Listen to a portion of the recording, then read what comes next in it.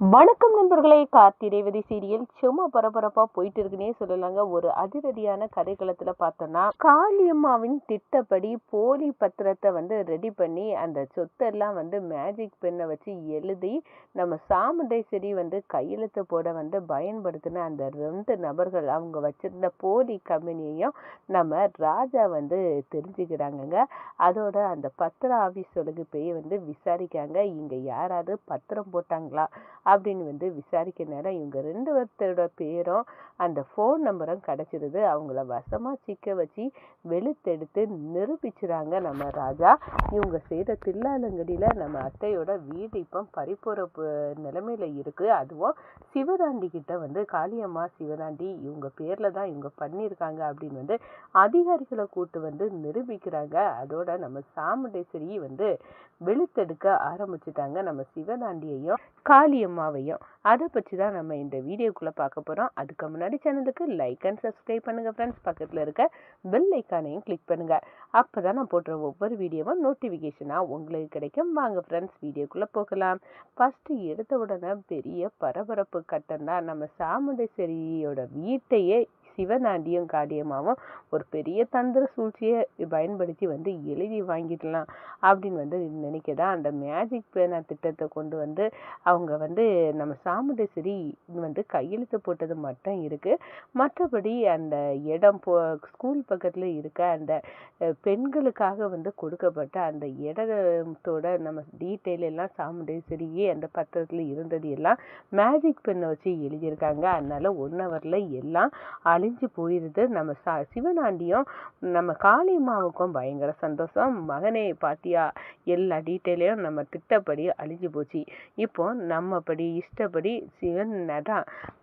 சிவனாண்டி உன்னோட பேருக்கே அந்த சாமுண்டேஸ்வரியை வீட்டை எழுதிடலாம் அப்படின்னு சொல்றாங்க. ஆமா, இது சித்தி நீங்க இப்பவே எழுதிடணும். அப்பதான் நம்ம இவ்வளவு நாள் நம்மளை கஷ்டப்படுத்திட்டு இருந்த அந்த சாமுண்டேஸ்வரியை நடு தெருவில் கொண்டு நிப்பாட்டதுக்கு இது ஒரு சந்தோஷமான நேரம் அப்படின்னு அந்த இடத்துல சந்தோஷப்பட ஆரம்பிச்சுட்டாங்க. என்னமோ தப்பா இருக்க அப்படின்னு துருவி கண்டுபிடிச்சிடாங்க நம்ம ராஜா. பத்திரப்பதிவு ஆஃபீஸுக்கெல்லாம் ஓடுறாங்க. இப்போ யாராவது ரீசெண்டாக பத்திரப்பதிவு நடத்துனாங்களா, அவங்க பேர் ஃபோன் நம்பர் எல்லாம் வேணும் அப்படின்னு எவிடன்ஸை வாங்குறாங்க.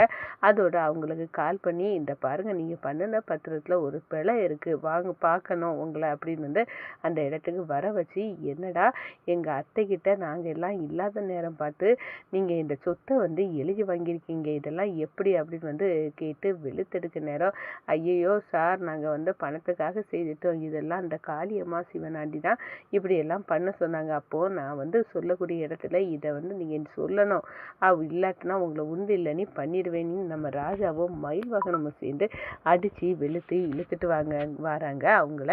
ஆனால் இந்த சைடு என்ன நடக்கும்னு பார்த்தோன்னா, நம்ம காளியம்மாவும் சிவனாண்டியும் அந்த பத்திரத்தை எடுத்து இப்போவே நம்ம சாமுண்டேஸ்வரி வீட்டுக்கு போய் ஏறிடணும், அதுவும் சாமுண்டேஸ்வரியை வீட்டை விட்டு துரத்தி நடுத்தருவுக்கு கொண்டு போனோம் அப்படின்னு அந்த இடத்துல நினச்சிக்கிட்டு அந்த பத்திரத்தை தூக்கிக்கிட்டு போகிறாங்க.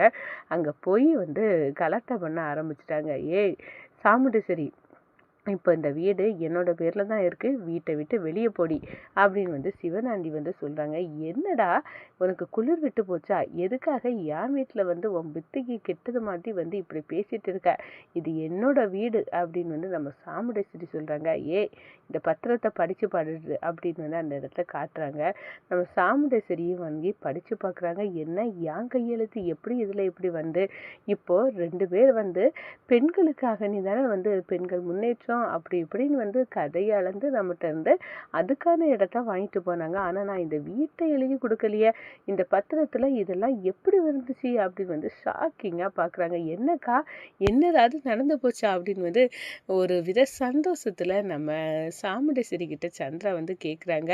அந்த நேரம், இந்த பாரு இந்த சிவனாண்டி ஏதோ தில்லுமுள்ளு பண்ணி என்கிட்ட இருந்து அந்த வீட்டை எழுதி வாங்கினது மாதிரி வச்சுருக்கான், ஆனால் இதெல்லாம் செல்லுபடி ஆகாது, நான் போக மாட்டேன், இது என்னோட வீடு வேண்டியதா, நீ இப்படி சொன்னா கேட்க மாட்ட, எல்லாம் வந்து உன்னை ஓட ஓட விட்டு துரத்தணும் அப்படின்னு வந்து அந்த இடத்துல வந்து சொல்றாங்க சிவனாண்டி. நம்ம ஏமாந்திட்டோமே, இப்போ ராஜா மாப்பிள்ளை எங்க அப்படின்னு வந்து அந்த இடத்துல நம்ம ராஜாவுக்கு வந்து கால் பண்றாங்க.